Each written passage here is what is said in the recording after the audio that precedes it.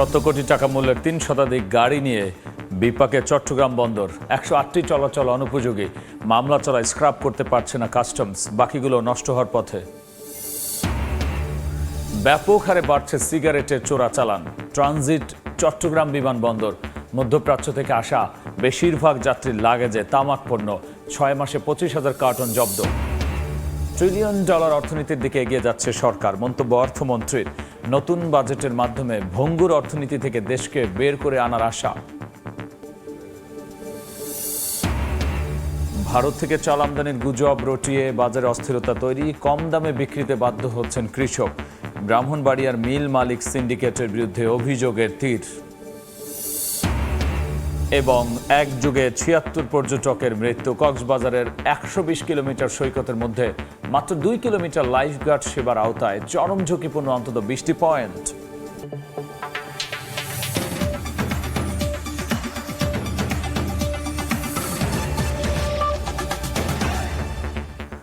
আমন্ত্রণ সময় সংবাদের নিয়মিত আয়োজন বিভাগীয় সময়। থাকছি সপ্তাহে 7 দিন ভিন্ন ভিন্ন বিভাগের সংবাদ নিয়ে। আজ চট্টগ্রাম বিভাগ, সঙ্গে আছি আমি গোলাম রাব্বি। 100 কোটি টাকা মূল্যের 304টি গাড়ি নিয়ে বিপাকে চট্টগ্রাম বন্দর ও কাস্টমস। এর মধ্যে 108টি গাড়ি একেবারেই চলাচল অনুপযোগী বলে প্রতিবেদন দিয়েছে বিআরটিএ। তবে উচ্চ আদালতে মামলা চলায় এসব গাড়ি স্ক্র্যাপ করতে পারছে না কাস্টম হাউস। বছরের পর বছর অলস পড়ে থাকায় বাকি গাড়িগুলো নষ্ট হওয়ার পথে। স্বাক্ষরটুকুর ক্যামেরা দেখব কমলদের রিপোর্ট। ধুলোর আস্তরণে ঢাকা পড়া ভাঙাচোরা এসব গাড়ি দেখলেই মনে হবে এটি যেন কোনো ডাম্পিং স্টেশন। অধিকাংশ গাড়ির যেমন চাকা ফেটে ফ্লোরে বসে গেছে, তেমনি নষ্ট হয়ে গেছে ইঞ্জিন সহ নানা যন্ত্রপাতি। প্রকৃত অর্থে এটি চট্টগ্রাম বন্দরের অভ্যন্তরে 3 তলা বিশিষ্ট আধুনিক কার শেড। আর এই পুরো কার শেড পরিপূর্ণ হয়ে আছে একেবারে চলাচল অনুপযোগী এসব গাড়িতে। 1250টি গাড়ি ধারণ ক্ষমতার চট্টগ্রাম বন্দরের 2টি কার শেডে থাকা 603টি গাড়ির মধ্যে 304টি চলাচল অনুপযোগী। 10 থেকে 15 বছরের পুরনো গাড়িও এখানে রয়েছে এবং এই গাড়িগুলো থাকার জন্য যেটা হয়, আমাদের নতুন গাড়ি যখন আমদানি হয় সেই গাড়িগুলোকে আমাদের হয়তোবা খোলা আকাশের নিচে রাখার প্রয়োজন হয়। আমরা যে কার শেডটা ব্যবহার করছি অত্যাধুনিক, এটা শেডের নিচে নতুন গাড়িগুলো থাকলে তাদের যন্ত্রপাতিও ভালো থাকবে। চট্টগ্রাম কাস্টম হাউজের তথ্য মতে 3 বছর আগে এই চালানের 182টি গাড়ি চলাচল অনুপযোগী বলে বিআরটিএ প্রতিবেদন দেওয়ার পর 74টি গাড়ি এসকেপ হিসেবে কেটে কেজি দরে বিক্রি করা হয়। কিন্তু উচ্চ আদালতে রিট পিটিশন থাকায় 108টি গাড়ির এসকেপ হিসেবে ধ্বংস করা যায়নি। এর বাইরে আরও 27টি গাড়ি রিট পিটিশন উচ্চ আদালতের সিদ্ধান্তের অপেক্ষায় রয়েছে। 15 থেকে 20 বছর আগে আমদানি করা গাড়িও রয়েছে নষ্ট হয়ে যাওয়া এই চালানে। নিলাম বা ধ্বংসের কার্যক্রম এর ক্ষেত্রে আটকে যাওয়ার অন্যতম কারণ হচ্ছে উচ্চ আদালতের যদি কোনো নির্দেশনা থাকে, এক্ষেত্রে উচ্চ আদালতে মামলা পেন্ডিং থাকতে পারে, রিট থাকতে পারে। সেসব কারণে ধ্বংস বা নিলামের কার্যক্রমে আমাদের একটু দেরি হয়। তবে এটা নিষ্পত্তি হলেই আমরা যথাযথ প্রক্রিয়া অনুসরণ করে নিলাম বা ধ্বংসের কাজ আমরা সম্পন্ন করে থাকি। জাপান সহ পৃথিবীর বিভিন্ন দেশ থেকে আমদানি করা এসব গাড়ির প্রতিটির বাজার মূল্য 25 থেকে 30 লাখ টাকা। সেই হিসাবে এখানে অন্তত 100 কোটি টাকার গাড়ি রয়েছে। নানামুখী জটিলতায় এসব গাড়ি বন্দরে আটকা পড়ল। আমদানি মূল্য হিসেবে বিদেশে চলে গেছে লাখ লাখ ডলার।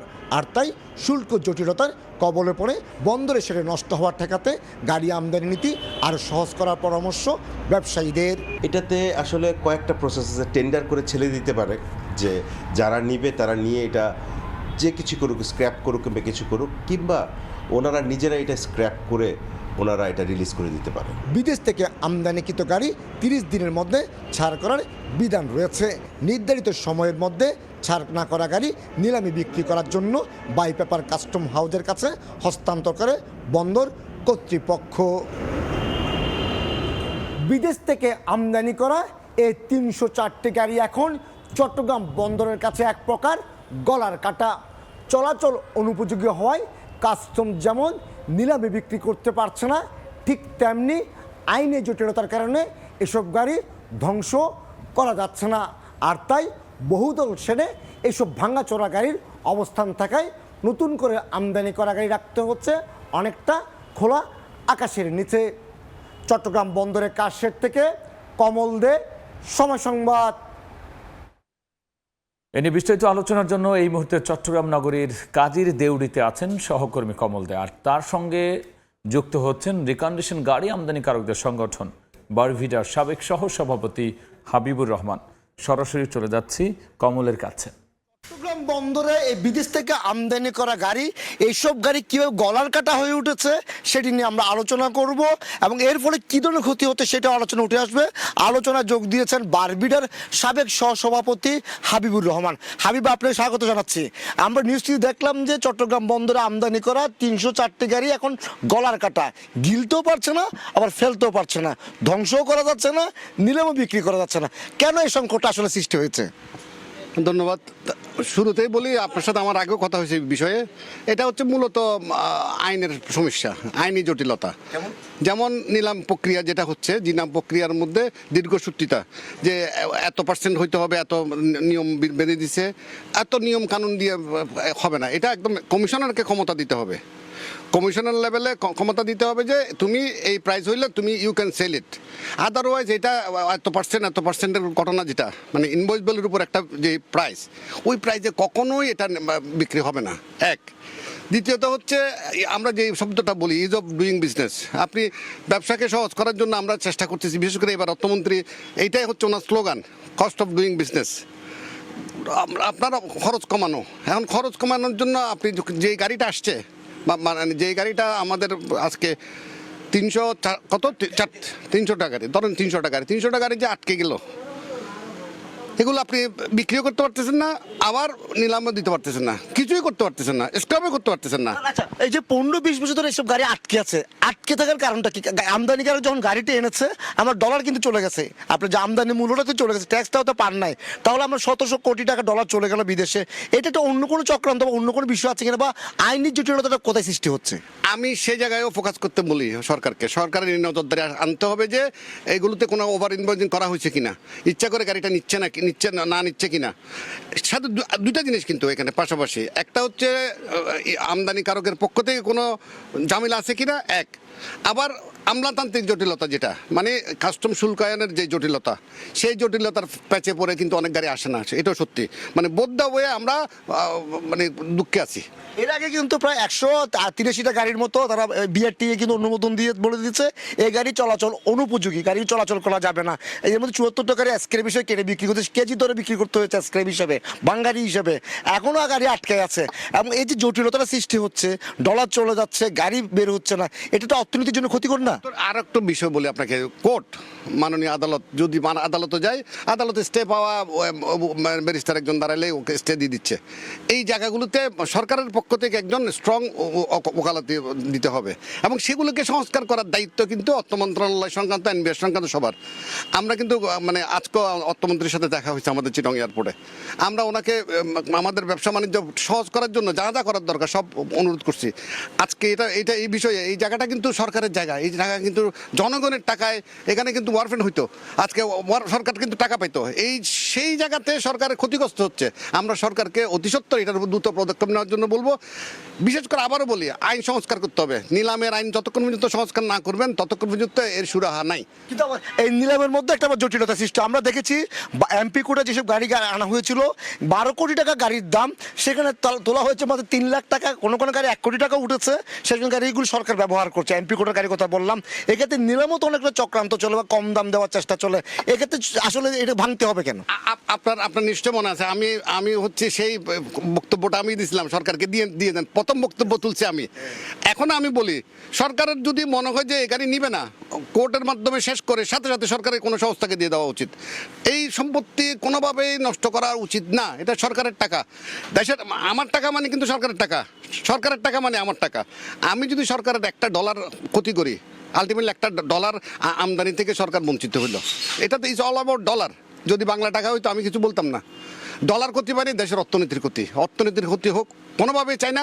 আমি আপনার শোর মাধ্যমে বলি, সরকারকে বলি, মানে অর্থ মন্ত্রণালয়ে বলি, এখন একবার অর্থ মন্ত্রণালয়ে যেতে হয়, একবার বাণিজ্য মন্ত্রণালয়ে যেতে হয়, এই অর্ডার আনতে নিলাম যে আমি করব, আমিও তো বিরক্ত হয়ে যাচ্ছি।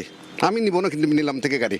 এইভাবে যে চলাচল, আবার আরেকটা কথা বলা হচ্ছে, যেমন অনেক বিডার বলা যায় গাড়িগুলি আসলে চলাচল অনুপযোগী, কেটে ফেলতো, কেটে না কেটে কিছু যন্ত্র এখনো ব্যবহার করা যাবে, কিছু যন্ত্রপাতি যেমন ইঞ্জিন বলেন বা অন্য কিছু চেসিস বলেন বা যেগুলো আছে সেগুলো ব্যবহার করা যায়।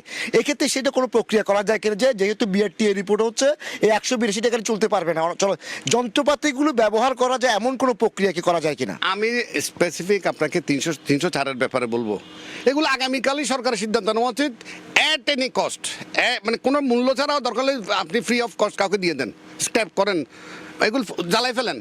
কিন্তু ওই জায়গাটা তো আমার দরকার, এই জায়গাটা সরকারের ক্ষতি হচ্ছে। ভবিষ্যতে যাতে না হয় আপনাকে সংস্কার করতে হবে, ভবিষ্যতে যাতে এই জটিলতার মধ্যে না পড়ি। আমরা আবারও বলি, আমরা চিটংবাসীরা, চিটং বন্দর আমাদের গর্ব।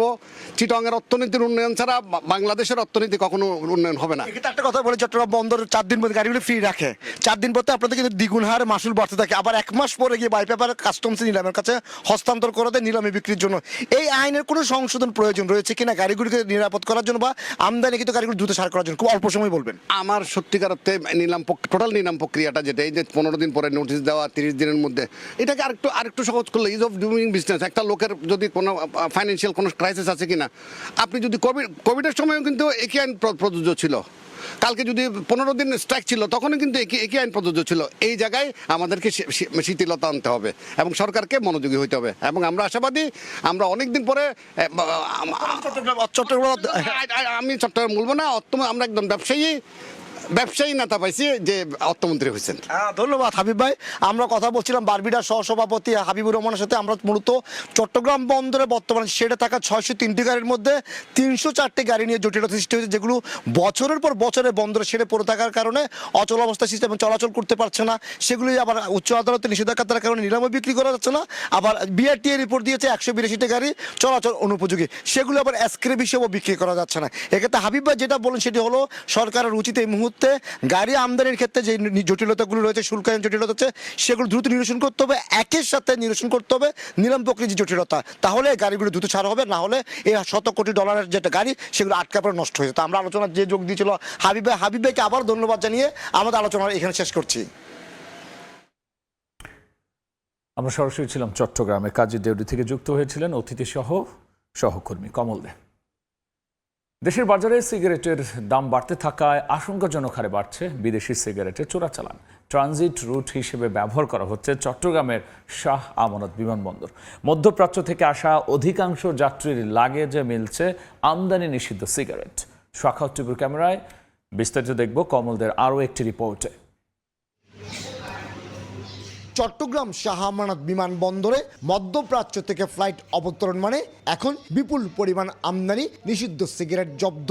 গত বছরের ডিসেম্বর থেকে চলতি বছরের মে পর্যন্ত 6 মাসে জব্দ হয়েছে 24,364 কার্টন সিগারেট। আমরা স্ক্যানিং এর সংখ্যাটা একটু বাড়িয়ে দিয়েছি, যার কারণে আমরা প্রচুর পরিমাণ এই ধরনের অবৈধ জিনিস চোরাচালান কৃত সিগারেট জব্দ করতে সম্মত হয়েছি। কাস্টমসের তথ্য অনুযায়ী মে মাসে জব্দ হয়েছে 5,844 কার্টন সিগারেট। এর আগে গত বছরের ডিসেম্বর মাসে রেকর্ড 6,542 কার্টন সিগারেট জব্দ করা হয়েছিল।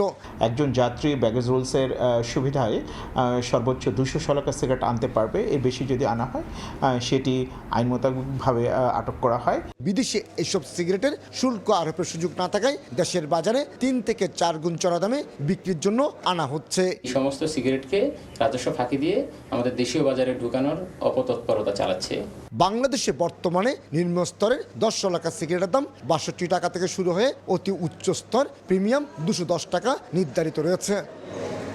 চট্টগ্রাম শাহ আমানত বিমানবন্দরে প্রতিদিন অন্তত 10টি ফ্লাইট অবতরণ করছে। প্রত্যেক যাত্রীকে তল্লাশি করা গেলে কী পরিমাণ সিগারেট উদ্ধার হবে তা সহজেই অনুমান করা যায়।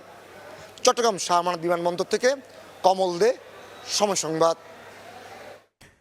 দেশের সম্ভাবনাকে কাজে লাগিয়ে $1 ট্রিলিয়ন অর্থনীতির দিকে সরকার এগিয়ে যাচ্ছে বলে মন্তব্য করেছেন অর্থমন্ত্রী আমির খসরু মাহমুদ চৌধুরী। সকালে ঢাকা থেকে চট্টগ্রামে পৌঁছে শাহ আমানত আন্তর্জাতিক বিমানবন্দরে সাংবাদিকদের প্রশ্নের জবাবে তিনি এই মন্তব্য করেন।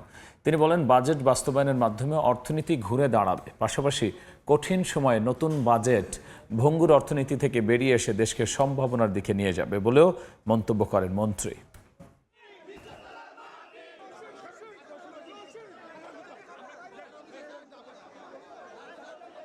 একটা কঠিন সময়ে যে আমরা যেটা বিগত সরকারগুলো থেকে ইনহেরিট করেছি, মধ্যপ্রাচ্যের যুদ্ধের কারণে যেটা ক্ষতিগ্রস্ত হয়েছে, অর্থনীতিতে এখন খুবই খারাপ অবস্থায় আছে। যেটা আমরা পেয়েছি এখান থেকে আগে বেরিয়ে আসতে হবে, এই ভঙ্গুর অর্থনীতি থেকে বেরিয়ে এসে স্থিতিশীল করতে হবে, তারপরে সম্ভাবনার দিকে যাব, তারপরে অর্থনীতি তার যে আমরা এই যে প্রসপ্যারিটি যেটা বলতেছি সেটা শুরু হয়ে যাবে। বিভাগীয় সময় আরও থাকছে। 6 মাসে কুমিল্লা সড়ক থেকে 2 শতাধিক সোলার লাইট চুরি, অনেক স্থানে তুলে নেওয়া হয়েছে লাইট পোস্ট। নিরাপত্তাহীনতায় বাসিন্দারা, তদন্ত করে ব্যবস্থা নেওয়ার আশ্বাস। কক্সবাজারের 120 কিলোমিটার দীর্ঘ সৈকতের মাত্র 2 কিলোমিটার এলাকায় রয়েছে লাইফগার্ড সেবা। বাকি অংশে লাইফগার্ড, সতর্কতামূলক সাইনবোর্ড বা নিরাপত্তা নির্দেশক পতাকা না থাকায় চরম ঝুঁকিতে অন্তত 20টি পয়েন্ট। এ কারণে গত একযোগে মারা গেছেন 76 জন পর্যটক। মোহাম্মদ ফরাজের ক্যামেরায় সুজাউদ্দিন রুবেলের রিপোর্ট। সমুদ্রপাড়ে অবকাশ যাপনে এসে সচেতন পর্যটকরা প্রায়ই ঝুঁকি ও শঙ্কার অভিযোগ তোলেন। তারা জানান, বিশ্বের দীর্ঘতম সৈকতের 120 কিলোমিটারের মধ্যে মাত্র 2 কিলোমিটার এলাকায় রয়েছে লাইফগার্ড সেবা, আর বাকি 15 থেকে 20টি জনপ্রিয় পয়েন্টে নেই কোনো প্রকার সচেতনতার বালাই। এতে প্রায় ঘটছে পর্যটক নিখোঁজ ও প্রাণহানির ঘটনা। পর্যটকদের কাছে এক অত্যন্ত জনপ্রিয় গন্তব্য কক্সবাজারের ইনানি, তবে এখানে রয়েছে গভীর এক নিরাপত্তা সংকট। ইনানি সৈকতে অন্তত 3টি গুরুত্বপূর্ণ পয়েন্টে নেই কোনো লাইফগার্ড সেবা, নেই কোনো সতর্কতামূলক সাইনবোর্ড বা নিরাপত্তা নির্দেশক পতাকাও। বহু জায়গায় দেখছি সাইনবোর্ড লেখা আছে জোয়ার ভাটা হিসাব করে গোসল করার জন্য বা সমুদ্রে নামার, কিন্তু এইখানে এই আশেপাশে কোথায় এখানে কোথায় লেখা নেই। সবাই তো আসলে এই জোয়ার ভাটার টাইমটার সাথে আসলে ইউজ টু না, এটা আসলে সচেতন করার জন্য কাউকে না কাউকে থাকা উচিত। পর্যটন সংশ্লিষ্টদের দাবি, প্রতিদিন বিপুল সংখ্যক পর্যটক এসব পয়েন্টে আসলেও লাইফগার্ড, বিচ কর্মী ও উদ্ধার ব্যবস্থায় রয়েছে চরম ঘাটতি। 200 মিটার বা 300 মিটার পরপর যদি বিচ কর্মী যদি এখানে যদি আশেপাশে যদি থাকতো, দুর্ঘটনাগুলো ঘটতো না। রিস্কি টিউব আছে, রিস্কি বোট যেটা হচ্ছে হাতে প্যাডেল করে যায়, শুধু আমাদের কাছে এই দুইটা জিনিস আছে। পর্যাপ্ত লাইফগার্ড থাকলে পর্যটক নিখোঁজ ও প্রাণহানির সংখ্যা কমবে বলে মনে করেন ট্যুরিস্ট পুলিশ। হ্যান্ড মাইক নিয়ে আমরা প্রতিদিন সকাল বিকাল বা দুপুর প্রত্যেক দিনই আমরা মানুষ টুরিস্টরা যারা আসে তাদের আমরা সতর্ক করি, আমরা ব্রিফ করি যে আপনারা এভাবে নামবেন না। লাইফগার্ড সংস্থার তথ্য মতে গত 12 বছরে সমুদ্রে গোসলে নেমে মৃত্যু হয়েছে 76 জনের, জীবিত উদ্ধার করা হয়েছে 1024 জন। সুজাউদ্দিন রুবেল, সময় সংবাদ, কক্সবাজার। বান্দরবানে যৌথ বাহিনীর অভিযানে অস্ত্রসহ এক KNA সদস্য আটক করা হয়েছে। গত 28 জুন থেকে রুমা ও থানসির দুর্গম এলাকাগুলোতে অভিযান চালাচ্ছে যৌথ বাহিনী। এর মধ্যে সন্ত্রাসীদের সঙ্গে গোলাগুলির ঘটনা ঘটেছে। সকালে থানসির দুর্গম এলাকায় অভিযান চালিয়ে কুকি চিন ন্যাশনাল আর্মি KNA-র এক সদস্যকে অস্ত্রসহ আটক করা হয়। পরে তাকে থানসি থানায় হস্তান্তর করা হয়। ভারত থেকে আমদানির গুজব রটিয়ে ধান চালের বাজারকে অস্থির করার অভিযোগ উঠেছে মিল মালিকদের বিরুদ্ধে। বাধ্য হয়েই কম মূল্যে তাই ধান বিক্রি করছেন আশুগঞ্জ ধান চালের হাটে আসে কৃষকরা। তবে প্রজ্ঞাপন জারি করে বিভ্রান্ত না হওয়ার পরামর্শ দিয়েছে খাদ্য মন্ত্রণালয়। ব্রাহ্মণবাড়িয়া থেকে উজ্জ্বল হৃদয় পালের ক্যামেরায় উজ্জ্বল চক্রবর্তীর রিপোর্ট। গেল বড় মৌসুমে সরকার 36 টাকা কেজি দরে ধান ও 1444 টাকা দরে প্রতিমন ধান সংগ্রহের দাম নির্ধারণ করে।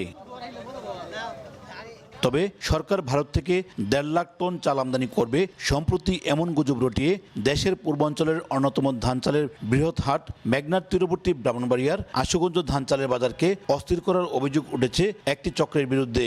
মিল মালিক পক্ষের দাবি, চালের মিলগুলোতে বিপুল পরিমাণ অবিকৃত চাল রয়েছে, আবার চাল আমদানি হলে দাম আরও কমে যাবে। এই অজুহাতে হাওড় অঞ্চলের কৃষক ও ব্যাপারীদের কাছ থেকে ধান কিনছেন না মিল মালিকেরা। এমন পরিস্থিতিতে হাজার হাজার মন ধান নিয়ে আশুগঞ্জ বাজারে এসে বাধ্য হয়েই কম মূল্যে বিক্রি করতে হচ্ছে তাদের। লোক হয়েছে 1200 টাকা আর ধান হয়েছে 800 টাকা, তাই এটা ফুসে না তো। ধান কইরা আমরা লুজার, কেন লুজার? কামলা হয়েছে 1200-1500 আর ধান হয়েছে 700-800। নৌকার আমদানিটা বেশি দেখলেই আপনার বাজারটা স্ট্রাইক করে কমাইলা। এক পয়সা না ধান, আরেক হলো ধানের নাই দর, এই অবস্থানে আছে আর কি। চাইলের দর ভালো না, বন্দর চাইল টানে না, গুড়ানো চাইল টানতেছে না। রেট দিছে 1440 টাকা আর আমরা দাম 700 টাকা।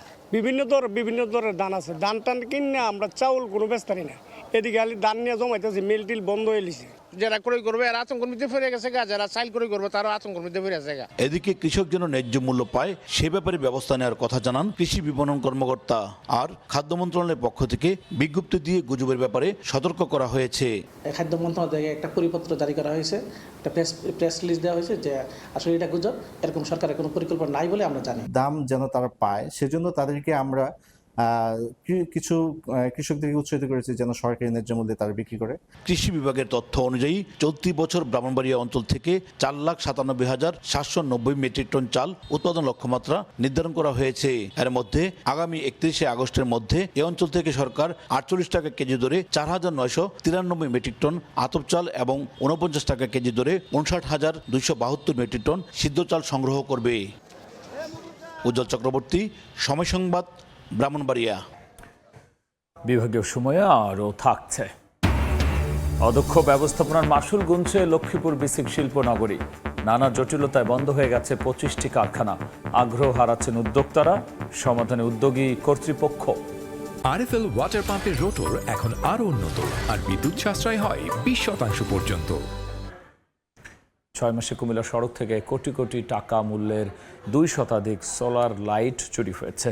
অনেক স্থানে খুঁটি সহ তুলে নেওয়া হয়েছে লাইট পোস্ট। রাতের অন্ধকারে চলাচলে নিরাপত্তাহীনতা সহ দুর্ভোগে এখন বাসিন্দারা। বাড়ছে চুরি ছিনতাই। জহিরুল হক বাবুর রিপোর্ট। লাইটের একটি খুঁটিতে নেই বাতি, পোস্টের মাথায় সোলার প্যানেল থাকলেও প্রত্যেকটির বাতিসহ সামনের অংশ কেটে নিয়ে গেছে চোর। সড়কে রাতে চলাচল নিরাপদ করতে 2023 সালে কুমিল্লা সদরের গোলাবাড়ি থেকে টিক্কারচর পর্যন্ত প্রায় 5 কিলোমিটার সড়কে স্থাপন করা হয় খুঁটিসহ 500 সোলার লাইট। স্থানীয়দের অভিযোগ, বিগত 6 মাসে অন্তত 200 সোলার লাইট চুরি হয়েছে।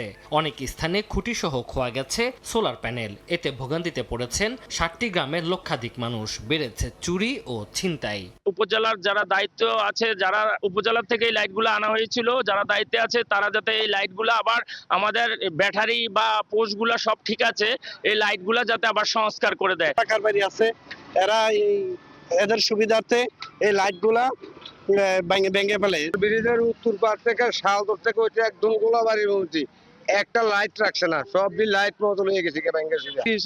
চুরি হয়ে গেছে, চুরি হওয়ার পরে চুরি ডাকাতি বাইরে গেছে আমাদের এলাকার মধ্যে। ভারত সীমান্তমুখী সড়ক হওয়ায় চোরা কারবারিরা সুবিধার জন্য এসব বাতি নষ্ট করেছে। অনেক স্থানে হয়েছে চুরি। এই সুযোগ পেয়ে ছিনতাইকারীর উৎপাতও বেড়েছে। আইন শৃঙ্খলা বাহিনী সঠিক নজরদারি রাখলে এই বাতিগুলো চুরি হতো না বলে অভিযোগ জনপ্রতিনিধির। আবেদন পুনরায় যাতে এগুলা আবার বিবেচনা করে লাইটগুলা লাগিয়ে দেওয়ার জন্য।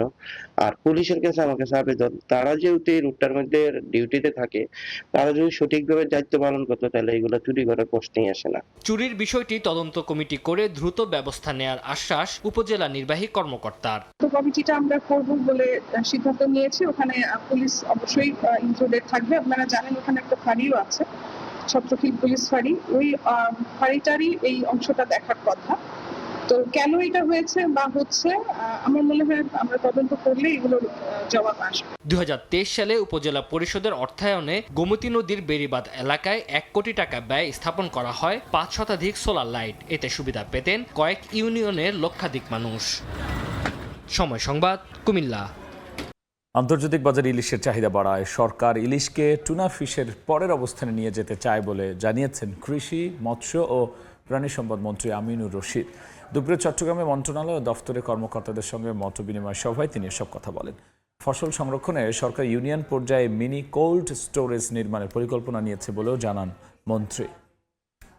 ইলিশ এখন সত্যিকার অর্থে টুনার পরের অবস্থানে এসে যাবে যদি আমরা এটাকে এনাফ প্রোডাকশন করে ওয়ার্ল্ড ওয়াইড মার্কেটিং করতে পারি। এটার ব্যাপারে নদীতে নাব্যতার প্রবলেম আছে, এগুলির ব্যাপারেও আমরা 2-1টা প্রজেক্ট হাতে নিয়েছি। আগামী দিনেও আমরা আরও বড় প্রজেক্ট নেব, কারণ নদীতে অনেক চর জেগেছে, ওই চরগুলিকে করা। ঝাটকা নিধনেও আমরা মৎস্যজীবীরা যেন নদীতে না যায়, পোনা মাছ না ধরে, এই জন্য আমরা দীর্ঘমেয়াদী তাদের সাথে কাজ করছি। প্রতিষ্ঠার 2 যুগ পরও আশানুরূপ শিল্প কারখানা গড়ে ওঠেনি লক্ষ্মীপুরের বিসিক শিল্পনগরীতে। নানা সমস্যা এরই মধ্যে বন্ধ হয়ে গেছে 25টি শিল্প ইউনিট। সংকট সমাধানে বিভিন্ন প্রকল্প নেওয়ার কথা জানিয়েছেন বিসিক শিল্পনগরের উপব্যবস্থাপক।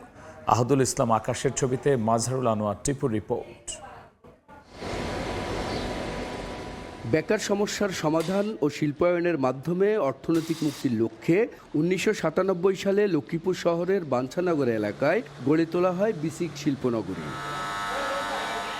বর্তমানে বেকারি, অটো রাইস মিল, ভাইয়া গ্রুপের শিল্প প্রতিষ্ঠান ও মোবিল রিপ্যাকিং ফ্যাক্টরি সহ কয়েকটি শিল্প কারখানা চলমান রয়েছে। তবে অবকাঠামোগত সমস্যা সহ বিভিন্ন সংকটে এইসব প্রতিষ্ঠান। শুরুতে 43টি শিল্প ইউনিট তাদের কার্যক্রম শুরু করলেও নানান সমস্যায় এরই মধ্যে বন্ধ 25টি শিল্প ইউনিট। অন্ধকারের কারণে যার কারণে বিভিন্ন বখাটে ছেলেরা আসে। যে আশা নিয়ে আসছিলাম সে আশা আসলে আমাদের পূর্ণ হয় নাই। বিসিক কর্তৃপক্ষ জানায়, রাস্তা ও ড্রেনেজ সমস্যার সমাধানের জন্য প্রকল্প প্রণয়ন করে ঊর্ধ্বতন কর্তৃপক্ষের কাছে প্রস্তাবনা পাঠানো হয়েছে। বরাদ্দ পেলেই নেওয়া হবে প্রয়োজনীয় ব্যবস্থা। 1000 ফিট করে আপনার 2000 ফিটের রাস্তার কাজ অলরেডি আমাদের এই অর্থ বছরের কাজটাও শেষ হয়ে গেছে আমাদের। তো আমরা এভাবে ধারাবাহিকভাবে চেষ্টা করতেছি এটা আবার নতুন করে চালু করার জন্য। 16 একর ভূমির উপর প্রায় 3.5 কোটি টাকা ব্যয়ে নির্মিত এই শিল্পনগরীতে 54টি শিল্প ইউনিটের বিপরীতে 3 ক্যাটাগরির 100টি প্লট বরাদ্দ দেওয়া হয়। সহজ শর্তে শিল্পভিত্তিক ঋণ দেয়া, গ্যাস, বিদ্যুৎ, পানি ও ড্রেনেজ সমস্যার সমাধান হলে এই শিল্পনগরীর সবগুলো প্লটেই শিল্প কারখানা গড়ে উঠবে বলে আশা করছেন উদ্যোক্তারা। বিসিক শিল্পনগরী এলাকা থেকে মাজহারুল আনোয়ার টিপু, সময় সংবাদ, লক্ষ্মীপুর। নির্মাণ হয়েছে মাত্র 2 দশক আগে। এর মধ্যে ঝুঁকিপূর্ণ হয়ে উঠেছে রাঙ্গামাটির আসাম বস্তি সেতু। ঝুঁকি কমাতে চলছে রেট্রোফিটিংয়ের কাজ। এলাকাবাসীর অভিযোগ, নির্মাণ কারণে অনিয়মের কারণে অপচয় হচ্ছে রাষ্ট্রের অর্থ। এদিকে মানহীন কাজ ও জলবায়ু প্রভাবকে দুষছে এলজিইডি। হেফাজত সবুজের পাঠানো তথ্য রাজীব দাস মুন্নার ছবি নিয়ে বিস্তারিত। পিলার থেকে বের হয়ে গেছে পাথর, সেই পাথরে সামান্য চাপ দিলেই খসে পড়ছে। কোথাও কোথাও দেখা যাচ্ছে মরিচা পড়া রড। 2 দশক আগে রাঙামাটিতে নির্মাণ করা হয় 294 মিটার দৈর্ঘ্যের আসামবস্তি সেতু, যা শহরের সঙ্গে যুক্ত করেছে খেপ্পপাড়া ও কাপ্তাই সড়ককে। রাঙামাটি বিজ্ঞান ও প্রযুক্তি বিশ্ববিদ্যালয় ছাড়াও নয়াভিরাম আসামবস্তি সড়কের দৃশ্য উপভোগের জন্য হাজারো পর্যটক ও স্থানীয়রা চলাচল করে এই পথ দিয়ে। নাগরিক সমাজ বলছে, নির্মাণের সময় মানসম্পন্ন সামগ্রী ব্যবহার নিশ্চিত ও সঠিক মনিটরিং করা হলে এত অল্প সময়ে এমন অবস্থা হতো না। এত তাড়াতাড়ি কেন নষ্ট হলো, এই জিনিসগুলো যদি আমরা জানতে পারতাম তারপরে মনে করতাম যে এটা কোন সংস্কার করা হোক। ঠিকঠাক করে ঠিকাদারের কাছ থেকে কাজটি ঠিকমতো বুঝে নিতেন, আজকে হয়তো এখন আবার সরকারি অর্থ অপচয় করে এটি সংস্কারের প্রয়োজন হতো বলে আমার। উপরের অংশটা ভেঙে ফেলতেছি, রড দিয়ে কেমিক্যাল ব্যবহার করিয়ে আবার নতুন করে ঢালাই করতেছি। ঝুঁকি কমাতে 1,80,00,000 টাকা ব্যয় রেট্রোফিটিং এর কাজ করা হচ্ছে, জানালেন উপজেলা প্রকৌশলী। যখনই আমাদের ফল্ট আমাদের চোখে পড়েছে, আমরা সাথে সাথে আমরা সেটা উদ্যোগ নিয়েছি এটা ঠিক করার। নির্মাণের সময় মান বজায় রেখে কাজ না করা ও জলবায়ু প্রভাবের কারণে সেতুটির এই অবস্থা বলে দায়সারা জবাব এলজিইডির। পার্মানেন্ট কেজিং দিতে হয়, সেটা দেওয়া হয়নি। এই বিভিন্ন কারণে বিভিন্ন ফ্যাক্টর জড়িত, আসলে একক কোনো কাউকে দোষারোপ করা যাবে না, বিভিন্ন ফ্যাক্টর জড়িত, এর সাথে এটা দ্রুত নষ্ট হওয়ার। সেতুটি 2003 সালে নির্মাণ কাজ শুরু হয় আর 2006 সালে যান চলাচলের জন্য উন্মুক্ত করা হয়। সময় সংবাদ, রাঙামাটি। বন্যায় ক্ষতিগ্রস্ত হওয়ার 3 বছরেও সংস্কার হয়নি বান্দরবানের অরুণ সারকি টাউন হল। অযত্ন অবহেলা পরিত্যক্ত অবস্থায় পড়ে আছে ভবনটি। দীর্ঘদিন ব্যবহার না করায় নষ্ট হয়ে গেছে আসবাবপত্র সহ বিভিন্ন যন্ত্রপাতি। এনএ জাকিরের রিপোর্ট। ধুলো জমা চেয়ার, দেয়ালে কাদা ও অন্ধকার পরিবেশ দেখে ভুতুরে বাড়ি মনে হলেও এটি বান্দরবানের অরুণ সারকি টাউন হলের চিত্র। শহরের ফায়ার সার্ভিস এলাকায় পার্বত্য চট্টগ্রাম উন্নয়ন বোর্ডের অর্থায়নে 7.5 কোটি টাকা ব্যয়ে নির্মাণ করা হয় আধুনিক সুবিধা সম্বলিত টাউন হলটি, যেখানে অনুষ্ঠিত হতো বিভিন্ন সভা, সেমিনার, সামাজিক ও সাংস্কৃতিক অনুষ্ঠান। কিন্তু 2023 সালের ভয়াবহ বন্যায় পানিতে ডুবে ক্ষতিগ্রস্ত হওয়ার পর সংস্কার না করায়, অযত্ন অবহেলায় পরিত্যক্ত পড়ে আছে হলটি। দীর্ঘদিন ব্যবহার না করায় নষ্ট হয়ে গেছে আসবাবপত্র ও বিভিন্ন মূল্যবান যন্ত্রপাতি। এছাড়া অচল হয়ে পড়েছে AC, generator, sound system, lighting সহ অবকাঠামো। সরকারি সম্পত্তি রক্ষায় দ্রুত হলটি সংস্কারের দাবি এলাকাবাসীর। হলরুমটা অনেক সুন্দর ছিল, এটা বাংলাদেশের মধ্যে অনেক বিখ্যাত একটা হলরুম, কিন্তু পরিচর্যার অভাবে, এই সংস্কারের অভাবে এই হলরুমটা অচিরেই নষ্ট হয়ে যায়। এটার জন্য আবার ঠিক করা হয় যাতে এখানে আবার কালচারাল বিভিন্ন প্রোগ্রাম করা হয়। এদিকে জনবল সংকটের কারণে টাউন হলটি পরিচালনা করতে না পারায় রক্ষণাবেক্ষণের জন্য জেলা পরিষদকে চুক্তিতে ভাড়া দেওয়ার কথা জানায় পার্বত্য চট্টগ্রাম উন্নয়ন বোর্ড। বন্যায় নষ্ট হয়ে গিয়েছে, তার সংস্কারের জন্য জেলা পরিষদকে মৌখিকভাবে জানানো হয়েছে। ওনারা বলেছেন এটা কাজ করতেছে, তবুও পরবর্তীতে আমরা আমাদের কর্তৃপক্ষের সাথে কথা বলে ওনাদের সংস্কার কাজগুলো দ্রুততার সহিত যেন বাস্তবায়ন হয় সেই ব্যবস্থা গ্রহণ করি। 2017 সালে আধুনিক অরুণ সার্কি টাউন হলটি নির্মাণ করে পার্বত্য চট্টগ্রাম উন্নয়ন বোর্ড। এম এ জাকির, সময় সংবাদ, বান্দরবান। সবশেষ গণশুনানির প্রস্তাবনা অনুযায়ী ফটিকছড়ি উত্তর উপজেলার সদর দফতর নারায়ণহাট ও দাঁতমারা এলাকার মধ্যবর্তী স্থানে স্থাপনের দাবি জানিয়েছেন এলাকাবাসী। সকালে চট্টগ্রাম নগরীর প্রেস ক্লাবে সংবাদ সম্মেলন করে উত্তর ফটিকছড়ি সচেতন নাগরিক সমাজ। এ সময় তারা জানান, গণশুনানি ছাড়াই হারুয়ালছড়ি ও সুয়াবিল ইউনিয়নকে নতুন উপজেলায় যুক্ত করা হয়েছে। নতুন উপজেলার সদর দপ্তর উত্তরাঞ্চল থেকে সরিয়ে দক্ষিণাঞ্চলে স্থাপনের চেষ্টা প্রতারণা হবে বলে মন্তব্য করেন বক্তারা। গণশুনানির রায় উপেক্ষা করে কোনো সিদ্ধান্ত নেওয়া হলে এলাকাবাসী তা মানবে না বলেও হুঁশিয়ারি দিয়েছেন তারা। পরিবারের সচ্ছলতা ফেরাতে স্বপ্নে ইউরোপে যান চাঁদপুরের যুবক মাইনুদ্দিন। তবে দালালের প্রতারণার শিকার হয়ে ঠাঁই হয়েছে যুদ্ধক্ষেত্রে। রাশিয়ার পক্ষ নিয়ে যুদ্ধ করছেন ইউক্রেনের বিরুদ্ধে। যুদ্ধে তার সঙ্গে থাকা বেশ কয়েকজন প্রাণও হারিয়েছেন। এরই মধ্যে ড্রোন হামলায় মাইনুদ্দিন সহ গুরুতর আহত হন দুজন। ছেলের এমন পরিণতিতে অসুস্থ হয়ে মারা যান বাবা। পরিবারের একটাই চাওয়া, অক্ষত অবস্থায় ফিরে আসুক তাদের সন্তান। ফারুক আহমদের রিপোর্ট, ক্যামেরায় ছিলেন নাইমুল ইসলাম নীরব। দেশে যাই মরতে, আমরা মুসলিম, আমরা চাই আমাদের মৃত্যুর পর যেন জানাজা হয়। এইভাবে শিয়াল কুকুরের মতো আমরা মরতে চাই না, প্লিজ। এইভাবেই বাঁচার আকুতি জানিয়েছিলেন রাশিয়ায় যুদ্ধে থাকা চাঁদপুরের ফরিদগঞ্জের যুবক মোহাম্মদ মাইনুদ্দিন সহ আরেক যুবক। তারা এখানে জানে না যে আমার কাছে ফোন আছে। গত 18 জুন স্বজনদের কাছে পাঠানো ভিডিও বার্তায় নিজেদের দুঃসহ জীবনের কথা জানান প্রতারণার শিকার ওই দুই যুবক। তারপর থেকেই আর কোনো যোগাযোগ নেই। প্রিয় সন্তানের খোঁজ না পেয়ে শুরু হয় বৃদ্ধা মায়ের কান্না। মোটা অঙ্কের বেতনের ফাঁদে ফেলে ইউরোপের স্বপ্ন দেখায় দালাল চক্র, কিন্তু সেই স্বপ্ন এখন গুড়িবালি। রাশিয়া ইউক্রেন যুদ্ধক্ষেত্রে মৃত্যুর মুখে ফরিদগঞ্জের মোহাম্মদ মাইনুদ্দিন ও তার সঙ্গে জামালপুরের আরেক যুবক। স্বজনরা জানান, চাঁদপুরে হাইমচরের সিরাজুল হকের মাধ্যমে মধ্যপ্রাচ্যের বাহরাইন হয়ে রাশিয়া যান মোহাম্মদ মাইনুদ্দিন সহ আরও অনেকেই। ভালো বেতনের কাজে লোভ দেখানো হয় তাদের। ছেলের এমন পরিণতিতে হৃদযন্ত্রের ক্রিয়াবদ্ধ হয়ে মারা যান মাইনুদ্দিনের বাবা। সন্তানকে ফিরে পেতে মায়ের আকুতি। ড্রোন হামলাতে মাথায় আঘাত পায়, আঘাত পাওয়ার পরে চোখে সমস্যা দেখা দেয়। ওইখানে আমরা বয়সে ভিডিওটা পাই, পাওয়ার পর ওইখান থেকে আমরা জানতে পারি যে আমার হাজব্যান্ড আহত হয়েছে। সবাই চলে গেছে, আমার জায়গা সম্পদ নাই, এই ছাড়া আমাকে কিছু না। আমি এই পোলা নাতিন কি করবো, বউ কি করবো, এটা হইনা আমার স্বামী স্ট্রোক করে মারা গেছে। যে দালালের মাধ্যমে গেছে আমার ভাই, দালালকে আমরা সর্বোচ্চ শাস্তি মৃত্যুদণ্ড চাই। আমাকে বাড়তিতে আমরা চাই, আর যে আদম নিচে আদমের মৃত্যু চাই আমরা। দালাল সিরাজুল হকের মুঠোফোন বন্ধ, বাড়িতে গিয়েও খোঁজ মেলেনি। বসতঘরে তালা, স্বজনদের দেখা মিললেও কিছুই জানে না তারা। প্রতারণার শিকার হয় মোহাম্মদ মাইনুদ্দিনের পরিবার থানায় অভিযোগ করেছেন। আমরা বিষয়টি খতিয়ে দেখছি এবং একটা আমাদের কাছে মাইনুদ্দিনের মা অভিযোগ করেছেন, অভিযোগটা আমরা অনুসন্ধান করছি। আমরা জেলা প্রশাসক স্যারের মাধ্যমে আমরা পররাষ্ট্রের মাধ্যমে আমরা চিঠি লিখছি। অলরেডি জেলা প্রশাসক স্যারের কাছে আমরা চিঠি লিখেছি। ফরিদগঞ্জের পশ্চিম কাউনিয়া গ্রামের মৃত আব্দুর রহিম ও রানু বেগমের বড় ছেলে মোহাম্মদ মাইনুদ্দিন, তার স্ত্রী ছাড়াও এক শিশু সন্তান রয়েছে। ফারুক আহমদ, সময় সংবাদ, চাঁদপুর। বিভাগীয় সময় শীর্ষ সংবাদ জানিয়ে দিচ্ছে আরও একবার, শত কোটি টাকা মূল্যের 3 শতাধিক গাড়ি নিয়ে বিপাকে চট্টগ্রাম বন্দর। 108টি চলাচল অনুপযোগী, মামলা চলায় স্ক্র্যাপ করতে পারছে না কাস্টমস। ব্যাপক হারে বাড়ছে সিগারেটের চোরাচালান। ট্রানজিট চট্টগ্রাম বিমানবন্দর। মধ্যপ্রাচ্য থেকে আসা বেশিরভাগ যাত্রীর লাগেজে তামাকপণ্য। 6 মাসে 25,000 কার্টন জব্দ। এবং $1 ট্রিলিয়ন অর্থনীতির দিকে এগিয়ে যাচ্ছে সরকার, মন্তব্য অর্থমন্ত্রীর। নতুন বাজেটের মাধ্যমে ভঙ্গুর অর্থনীতি থেকে দেশকে বের করে আনার আশা।